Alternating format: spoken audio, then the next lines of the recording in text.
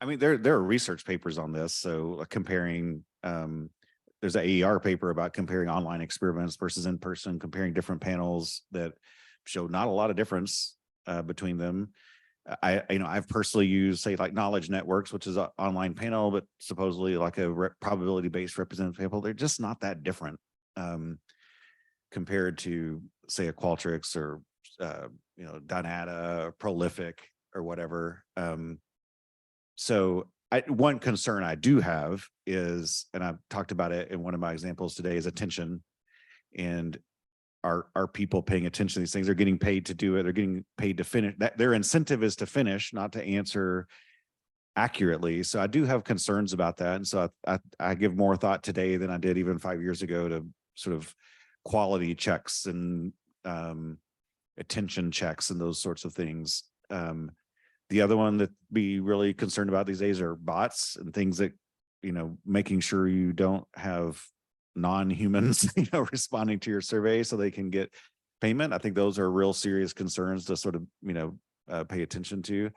So I don't know, but you can see sort of in the work I do, I'm pretty, I have had good experiences with kind of Qualtrics based samples. The other trade-off here is, experiment. I mean, I started a lot of the work early in my career were experiments in person, and those are not representative at all. Like, I've got like 100 people in Manhattan, Kansas, who's that representative of? And so is it really worse to have 1,000 people that happen to sign up for a panel? I don't know, but it's, it's no more narrow than, recruiting people to come to Mesa, Arizona.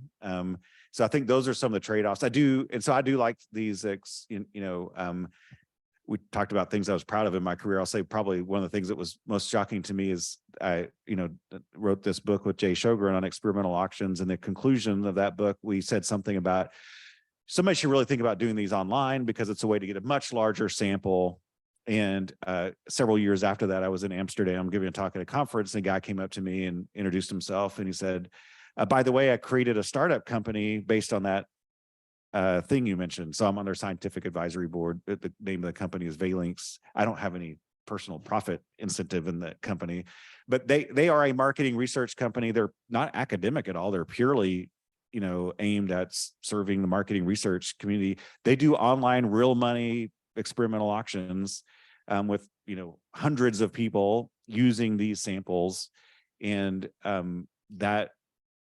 that's interesting to me. I mean, if you work for Coca-Cola or you work for name the company and you want marketing research done, these are the samples they use where people are spending, hundreds of thousands of dollars on this kind of work. So where the real bias is in polling, I think. So if you want CBS News polling, they're going to sort of really still focus on some of those random digit dialing methods or other probability-based samples. And I think part of that, frankly, is they're just trying to have some quality control to separate the wheat from the chaff. I'm not so sure it's because you get really different results from those different methods, but maybe others have different, sort of opinions there. Yes, I agree with Jayson. I also think that there are a lot of ex post methods that you can use to control for quality, especially in attention filter to account for inattention. Another one I found very useful is the time. So this is more like ex ante.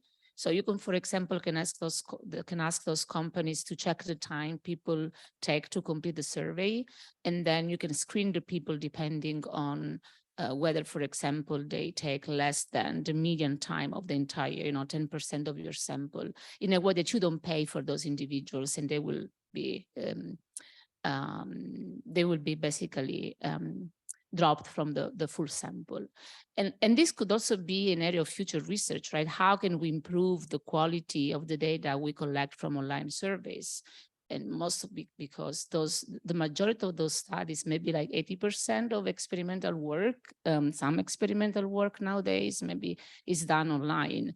And one of those possible research direction is how, we can incorporate the time people spend in those questions in our modeling. And there are already some people doing so in the field, I think, of transportation and environmental economics.